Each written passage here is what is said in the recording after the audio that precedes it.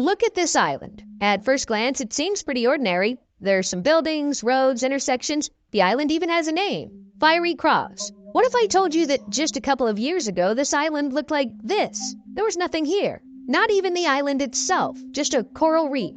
For several years, China has been breaking new records in the methods, tools, and speed with which it expands its territory in the South China Sea. In reality, other countries are doing similar things, but their projects take years. China pulled it off in just a few months. Right before the world's eyes, a structure has emerged in the middle of the sea, and it's already being dubbed the Great Wall of Sand.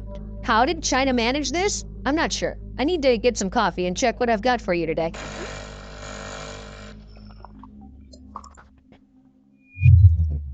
Super unobtrusive reminder for those who keep forgetting to hit that like button. Don't forget to do it at the end of the video or while you're watching. The South China Sea is a special territory that several countries would like to claim.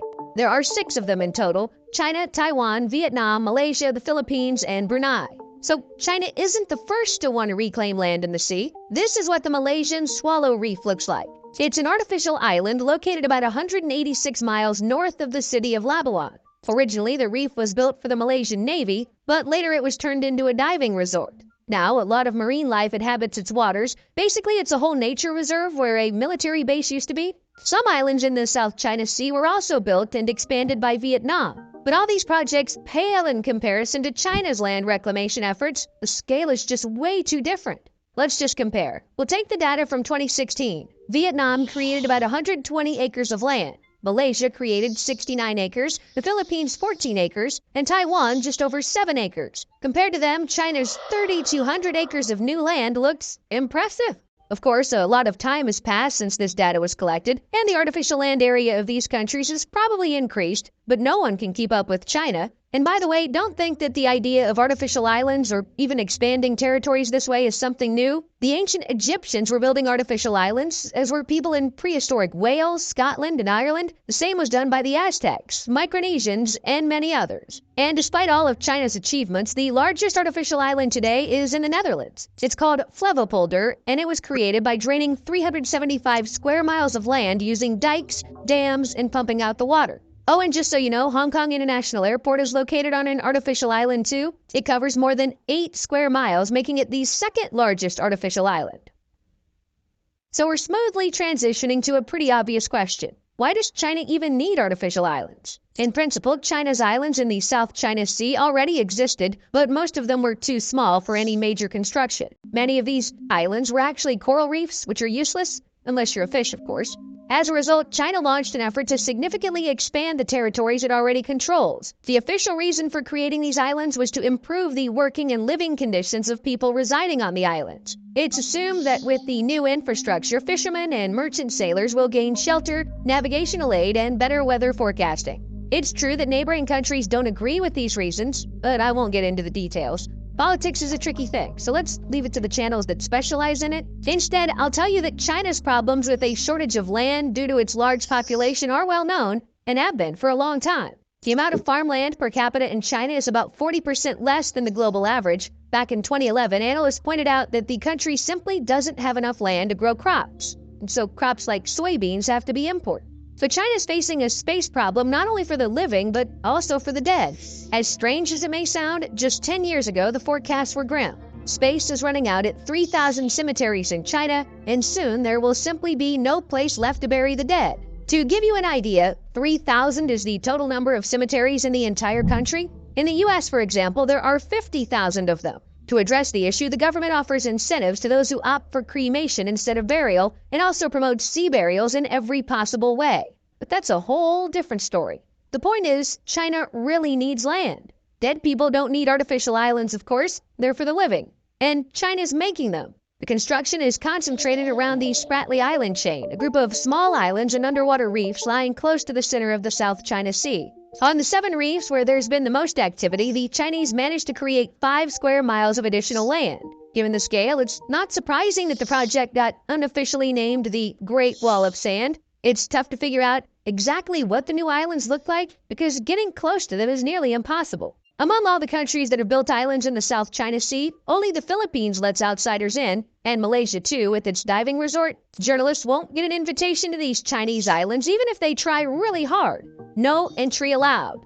there's one thing we do know. From a lowly coral head sticking out of the waves by just 3 feet, Fiery Cross Reef has expanded astonishingly, growing to over 500 acres. That's about 280 football pitches, or one Monaco. There are no football pitches or city-states on the islands, of course. First, a 10,827-foot-long airport runway was built on Fiery Cross. The runway's long enough here for both fighter jets and big transport planes to land and take off, and also all sorts of commercial ones. There are also dams, a deep-water port, roads, several tennis and basketball courts, hospitals, farms, radar installations, and other military facilities on Fiery Cross. They've also built protective concrete reservoirs on Subi Reef and Mischief Reef, hangars for planes, lighthouses. In short, it seems like they built nearly everything on these islands with the exception of cemeteries.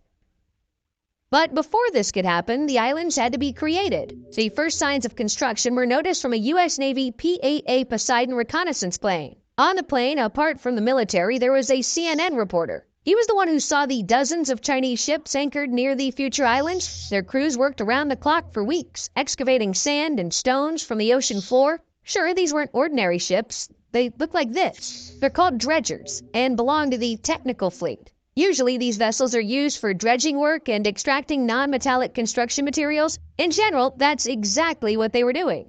They were lifting sand from the bottom. Then, through a system of pipes, it was sent to the designated island, where this bottom sand was used to create new patches of land. Remember the ships. I'll get back to them a bit later. Do you already get how it all works? Sand from the ocean floor slowly piles up above the high tide line, and now instead of water, we have land. Next, the sand is leveled with machines like bulldozers, compacted, and a reliable platform for building is created. Once the desired area is achieved, workers set up barriers around the island to stop erosion and storm tides. Then the actual construction of buildings and other objects starts. The construction of the Great Wall of Sand was carried out from the end of 2013 to the end of 2016. By 2015, more than 2,000 acres of new land had been created, and by December 2016, the area had reached 3,200 acres.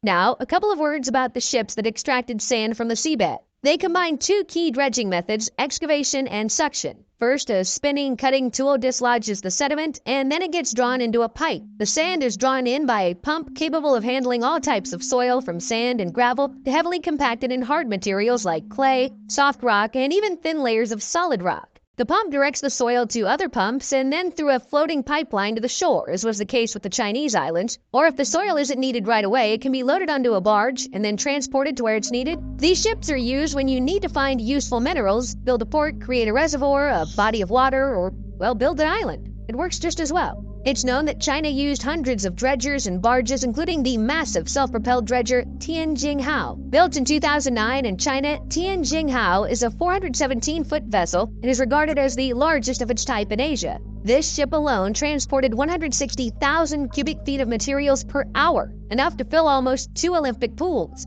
And it wasn't doing it by itself. It's no surprise the island was made so fast. Construction is definitely a good thing, but the island was created on a reef, and reefs, as you know, are very fragile. How did they even survive this? In order to fill 7 artificial islands with a combined area of 5 square miles, China had to demolish the surrounding reefs and extract between 1.41 and 1.76 billion cubic feet of sand and coral. This seems like not the greatest choice for the environment. Sediment can also wash back into the sea, forming plumes that can simply smother marine life. Add to that heavy metals, oil, and other chemicals from ships and coastal facilities. In short, it's all really bad. And we can't accurately assess the damage because scientists and researchers just don't have access to the islands. Still, the information available to us is enough to be concerning. These are the remnants of the corals after the boats destroyed them. And this is a massive wrecked seashell lying among the dead corals that are left from boat operations. On the left are corals in their natural undamaged environment, and on the right is what resulted from building islands. Experts say that dredging operations kill almost everything living around coral reefs. In response, Chinese authorities claimed they started restoring the reefs that were destroyed. How true is this? Hard to say, because, well, you get it, no access allowed. What about the islands themselves? It's clear they were built with a lot of effort, but is there a risk they could be destroyed? The combination of construction errors and climate change could make these artificial islands unstable. Given how quickly they were built, it's only natural to expect that the quality has suffered, and it's not just speculation. That's what some experts believe. According to rumors, the concrete on these new islands is already crumbling as their foundations are becoming sponge-like due to environmental factors. Also, experts doubt these islands will withstand a super typhoon. Of course, all this is just rumors, theories, and speculation. There's no reliable information available publicly, and it's unlikely that it will ever be. Still, there's a risk that the artificial island could eventually collapse and sink into the sea. Don't forget that sea levels keep rising. Recently, I was talking about a Japanese airport, which was also built on an artificial island. Since it opened its doors and runways in September 1994, this airport has sunk more than 36 feet. And some engineers believe that by 2056, the island will sink another 13 feet, reaching sea level. There are even photos taken in bad weather. You can see that the airport is already getting flooded. Stopping the process is possible, but it's expensive. Japan's already spent over $148 million on building a seawall to save the airport, but it keeps sinking by 3 inches a year. I'm curious, did the Chinese authorities take their neighbors' experiences into account? Are they planning to do anything to prevent flooding on the islands? Or maybe they've already done something. Because water, as it rises, can wash away the sand of an island, like it supposedly happens with the world, the artificial archipelago, and the United Arab Emirates. Will the fortifications on the Chinese islands be enough to resist the sea's pressure? And now it's time for the most important question. Can you just dump islands into the sea and expand your territory indefinitely? Well, as we mentioned recently, countries can claim rights to everything within 12 miles from their coastline. The new island also has a coastline, so within 12 miles of it, everything supposedly belongs to the country that created it. Does this mean that with each new artificial island, the coastline increases and consequently the entire territory of the country expands? Well, not exactly. The International Convention states that underwater structures like reefs are not considered property. So any artificial structures built on such foundations do not extend the territory of a country, at least under current laws. It's a tricky legal aspect, and it turns out that land expansion doesn't equal country territory expansion. So you can expand the land, build islands on your territory as much as you want. You can fill in all the water bodies in the sea within those 12 miles, turning the area into one big beach. Ecologists will definitely be against it, and common sense as well. But from a legal standpoint, the country has the right to do so. But if you start building islands beyond that zone, it'll lead to conflicts with other countries. So don't do that. Yet another island. Recent observations show that China seems to be planning to build another artificial island in the South China Sea. In May this year, the Coast Guard of neighboring Philippines posted a video showing crushed corals accumulated in enough quantity to change the height of sandbanks. The hypothetical island is located within the Philippines' exclusive economic zone. This caused a lot of discontent. The Chinese Ministry of Foreign Affairs has denied the rumors, but what's really happening in the South China Sea will only be revealed with time. New method.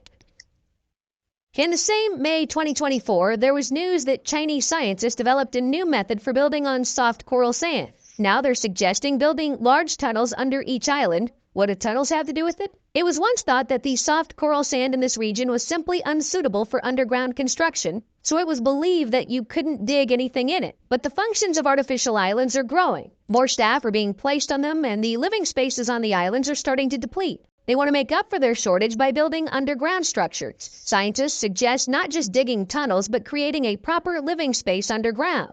Well, or turning that space into storage facilities, whatever works. Not enough islands. In March 2024, news came out that Hong Kong plans to begin making new artificial islands. Yes, once more. It's a mega project for land reclamation near Lantau Island. If things go as expected, then compared to the existing territories, the new islands will look like this. Here's what the area where the construction is planned looks like right now. Well, there's really a lot of available space. Why not use it? Here they plan to create a third main business district on artificial islands covering a total area of about 4,200 acres. The total cost of the project is estimated at $73.8 billion US. If it all works out, the islands could accommodate between 400,000 and 700,000 people, plus about 200,000 new jobs will be created. Expanding underwater. Building over water? How about projects underwater? China is accelerating its efforts to design and construct a livable deep sea platform in the South China Sea. It's expected to be an oceanic space station installed at depths of up to 10,000 feet below the surface. The project is ranked second among China's 100 major science and technology priorities. If it all works out, a long-term habitable station at this depth will be the first one of its kind. So, we'll see. Well, you owe me a like. See you later.